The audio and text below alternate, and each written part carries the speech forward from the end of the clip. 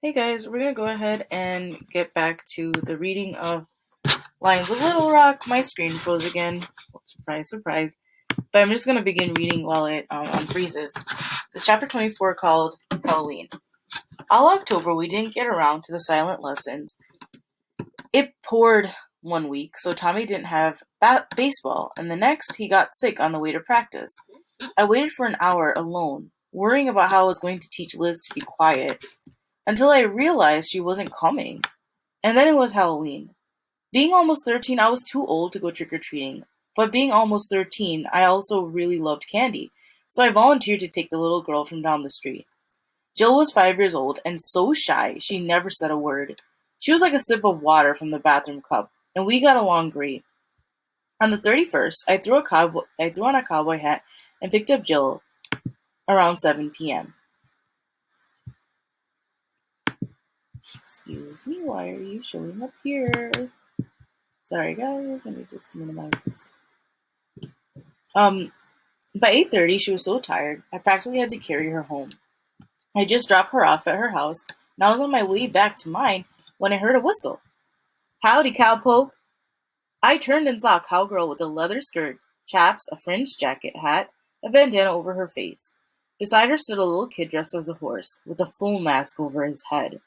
Wow, I said. I recognized Liz's voice, even if I couldn't see her face. You look great. Granny can sew, she said.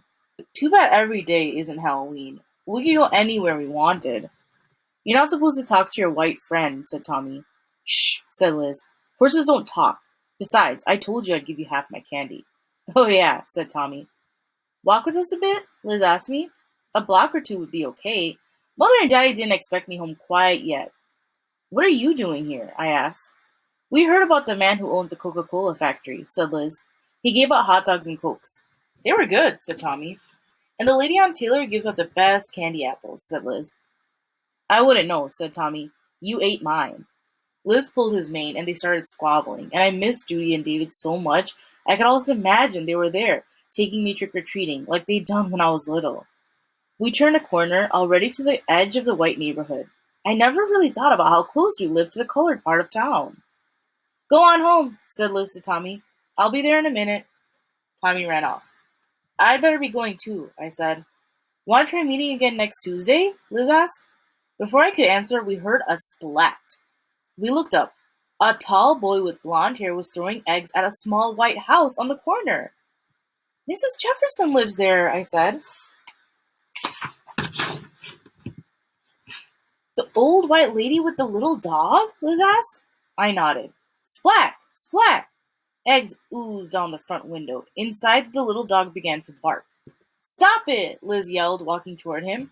He took one glance at us and kept on throwing.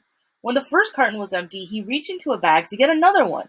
When he stood up with the new carton, I could see his perfectly straight nose in the streetlight. It was red! Liz! I hissed. I grabbed her arm and tried to pull her away, but she shook me off. She's an old lady, Liz yelled. She can't get up on a ladder and wash those eggs off. What a stupid, mean... A second boy stepped out from behind a tree and into the light. It was JT. Liz stopped talking. JT was holding a whole bag full of eggs. Marley? What are you doing here? I didn't answer. Is that Liz with you? Liz was standing still, frozen. At least her bandana was still in place. No, I squeaked. It is, said JT. I recognize her voice. You're still hanging out with that? I gave Liz a shove and she finally turned and ran. JT, Red called out. You got those extra eggs? JT watched Liz run off, then gave me a funny look. Who is that? Red loomed over both JT and me in the darkness between the streetlights. It's Marley, said JT, my math tutor. Tutor? Yeah, right. The mute girl? Asked Red. And she was with that colored girl who used to go to our school. I shook my head furiously. It was Liz, insisted JT. I recognized her voice. Where is she now? Asked Red. Ran off, said JT, and gestured into the darkness. Aw, Marley, said Red. You shouldn't be hanging out with Blank. He plucked the cowboy hat off my head and crushed it between his palms. Then Red took an egg from the carton JT was holding and placed it in my hands. I was shaking so much I could barely hold it. Throw it, commanded Red. I shook my head. Throw it, Red barked. I tried to throw, but it landed about a foot in front of us. A little yolk leaked out onto Red's shoe. JT stared at it, but Red didn't seem to notice. He took another egg and shoved it into my hands. Hit the house. I shook my head. Even if I had wanted to, I didn't have a good arm. Red took me by the shoulders and shoved me up the front walk until I was only a yard from the front door. Throw! I threw, but the egg still landed in the bushes. Idiot! Red roared and pressed another egg into my hands. So hard this time that it broke. I had egg all over my fingers. Red! JT asked, what are you doing? Gotta make sure she doesn't tell on us. Now if she does, we can say that she threw them too. The yolk was sticky on my hand. I wanted to wipe it off, but I didn't dare move. JT glanced at me again, then looked back at his older brother. She's not gonna tell. How do you know? Asked Red. She does my math homework for me, said JT. I know she doesn't want anyone to find out about that. Besides, she doesn't talk. I could feel Red's electric blue eyes boring into me. You know where that colored girl lives? He asked. I shook my head. Red picked up my flattened hat and shoved it back on my head. You make sure you stay quiet, he said. 'Cause if you don't, I'll be coming after you and your little friend too. I nodded to show I understood. Come on, JT, he said. Let's go somewhere else. They started walking away. After a moment, Red turned back. And keep on doing my brother's homework. I could hear them laughing as they wandered off. When they finally turned the corner and were out of sight, it was like a spell was broken. I ran and ran, and it wasn't until I reached our front porch that I realized I was crying. Marley, is that you? Mother called out. Yes, Mother. I frantically wiped my eyes. I was going to be stuck doing math homework for JT forever. And if I confessed and told my parents, they'd find out about Liz. I pulled myself together and opened the front door. I was splashing some water on my face when the phone rang. Hello? My voice was shaking. It's me, said Liz. You got home okay? I nodded. I can't hear you nod over the phone, said Liz. Yes, I said, but I didn't even smile. I had to give Tommy all my candy, but don't worry. My little brother knows how to keep a secret. I listened to my heart beating. 2, 3, 5, 7, 11. I really need those quiet lessons, said Liz, and she sounded scared too. Next Tuesday? Okay. I hung up just as Mother walked into the kitchen. Marley, you're white as a sheet, said Mother. What's wrong? I wanted to tell her then. I wanted to go back to the days when I sat on her lap and she read me stories and I told her everything. But they were gone. I ate too much candy, I said finally. Mother nodded. Go to bed. You'll feel better in the morning. I crawled into bed and pulled the covers over my head. I missed Judy something awful. If she'd been there, I would have told her what had happened. She would have known what to do. I listened to the lions, but it still took me a long, long time to fall asleep. Chapter 25, Betty Jean's Son. On Monday, I gave JT his homework. I didn't look at him. I didn't like him anymore. But after what had happened on Halloween, I was too scared not to do it. As soon as I stepped inside the house after school, I knew something was wrong. There was unfolded laundry in the living room, and the breakfast dishes were still in the sink. In the kitchen, Betty Jean had her head down on the table. Betty Jean? She sat up when I called her name. Her face was grave. What's wrong? I asked. It's nothing. She jumped up and straightened her apron. I'm sorry, I haven't. I wasn't feeling. When she couldn't even finish her sentence, I realized something was really wrong. So I did what she'd done for me. I found some cookies in the cupboard, put them on a plate, and poured us a cold glass of tea. It's Curtis, she said, sitting back down. I sat down with her. Who's Curtis? My son. He's 14. He's in ninth grade at Dunbar Junior High. Betty Jean had never mentioned the son before. That was another one of those unspoken rules maids didn't talk about themselves. He's been arrested. Betty Jean looked like she was going to cry. Arrested? For what? Egging Mrs. Jefferson's house on Halloween. She sobbed once and then took a sip of tea. He didn't do it. I was making deviled eggs for the ladies' luncheon at church, and I asked him to go out and buy some groceries, and she choked down a sob again. Egging Mrs. Jefferson's house? I knew who had done it. And if having to do JT's homework wasn't bad enough, now someone else had gotten in trouble too. But if you explained to the police that... Betty Jean shook her head. A white woman gets her house egged, and the police find a colored boy nearby. That's all they need to know. It wasn't fair. Betty Jean had helped me at the movie theater, and afterwards too. There had to be something I could do for her. Betty Jean drained the iced tea and wiped her face with the corner of her apron. I'm sorry. Time got away from me. I'll hurry now to get my work done. She went into the living room. I saw the list of emergency phone numbers posted on the fridge. Mother's school, daddy's school, police, fire, and so on. If this wasn't an emergency, I didn't know what was. My note cards were upstairs, so I scribbled a few sentences down on a napkin and picked up the phone. Forest Heights Junior High, said a woman's voice. I froze and gulped down air. It was just a stupid phone call. Why was I so nervous? And then I was mad at myself for being nervous, which made things worse. And, hello, said the woman again. This is Forest Heights Junior High.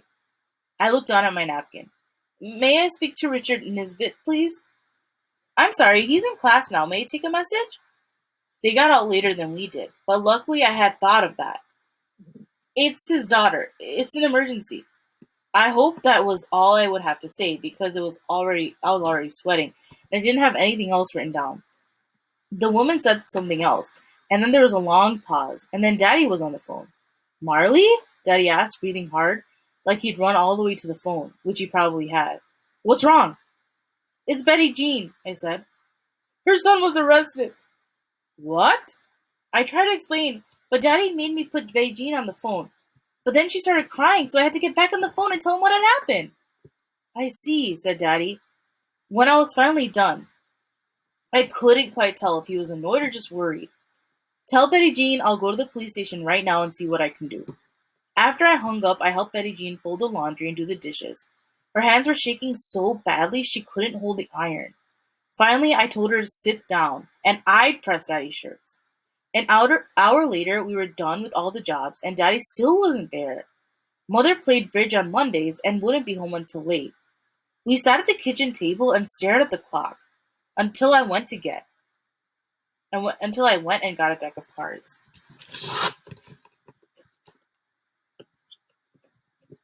You play parts? I asked Betty Jean. She nodded. I won the first 2 rounds. I was counting cards in my head, which was probably cheating, but it kept me from worrying too much. With all those numbers and suits in my mind, there wasn't room for anything else. I was just dealing the third hand. When the front door flew open, my father came inside. Don't worry, he said to Betty Jean. I got him. A tall colored boy stepped into the house. His clothes were crumpled as if he slept in them all night. Oh, thank God! Exclaimed Betty Jean, and ran to hug him. He was taller than she was, and she had to pull him over to kiss him. He looked embarrassed. Finally, she let him go and said to my father, I'm so sorry. My husband is out of town, and when they arrested Curtis last night, I didn't know what to do. It's all right, Daddy said kindly. I'm glad Marley thought to call me. I paid the fine, and they dropped the charges. Thank you so much, she turned to me. Thank you, Miss Marley. But I didn't do anything, Curtis interrupted. And the fine was $50. Curtis, my father muttered. I thought we agreed to keep that to ourselves. $50? That's a lot of money. Betty Jean shook her head. You'll have to take it out of my salary. Betty Jean, right now you don't have to. Yes, Mr. Nisbet. Yes, I do. Betty Jean took a moment to think and then said, Would $1 a week be okay? I know it'll take most a year for us to repay you, but Daddy nodded. $1 a week will be fine. Betty Jean reached over and gave me a hug. You got a good daughter here, she said. That, said Daddy, I already know. Daddy sent Betty Jean and her son home early, and we made cold pork sandwiches for dinner. Daddy, I asked as I sliced some bread, why did you help Betty Jean's son? He thought for a long moment. I've been a member of Arkansas Council of Human Relations for a few years now, he said finally. I met Pastor George there. That wasn't really an answer. But why did you join that group? Daddy looked at me, then sighed. I suppose you're old enough now. Have you ever heard of Emmett Till? Emmett Till. I heard of him. Hey guys, remember we learned about this in social studies? About Emmett Till from Chicago? Just saying. A few years ago, in whispered conversations that stopped as soon as I walked into the room, something bad happened to him. Daddy nodded. He was a young Negro boy who went down to visit some relatives in Mississippi. One day, someone saw him talking. Some say flirting with a white woman. Daddy stopped. Like he didn't want to tell me what happened next. Did he get hurt? I asked, thinking of JT and Red and the egg cartons. He was murdered. For talking to a white woman? Daddy nodded again. He was only 14 years old, about the same age as David was then.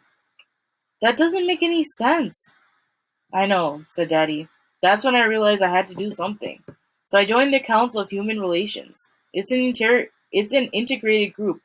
And in 1955, when Emmett Till was killed, the council was active in providing legal advice to school board members in Hoxie, Arkansas. Their schools were integrated that year, and the group helped get injunctions filed against protesters who were trying to disrupt the process. Overall, things went fairly smoothly in Hoxie. When problems started here in 1957, we were hopeful that the council would help again, but the Little Rock officials refused to talk to the community. The kitchen was warm, but it felt cold. I guess I'd heard about things like what Daddy was telling me, but when you read it in the newspaper, it was different. Curtis is 14 too, I said. Yes, he is. Liz had done worse than talking to a white boy. She fooled a whole school of white people. I wanted to confess and tell Daddy everything, but I couldn't. Liz needed me. I had to teach her how to keep her mouth shut when she got mad so she wouldn't feel embarrassed, so she wouldn't get anger. She wouldn't anger people like Red, so she wouldn't get hurt. Mother came home then, and we didn't talk about any more. But that night, after I was supposed to be asleep, I heard Mother and Daddy arguing again. $50, Mother exclaimed. We had the money saved, Daddy said quietly. It was for Judy's college fund, said Mother. Betty Jean will repay us. Why didn't you ask me first, snapped Mother. Maureen, the boy was in jail and scared. Now, I got in trouble once or twice as a boy. Curtis is a good kid. He just needed someone to help him out. Why? Why did it have to be you? Who else should it have been, Daddy asked.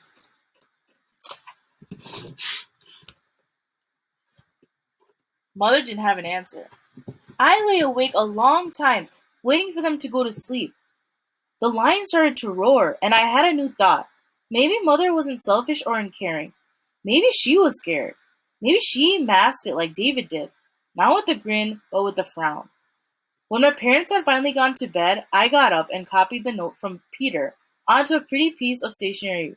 Then I stuck into the kitchen and placed it inside Mother's purse, where she'd be sure to see it the next morning.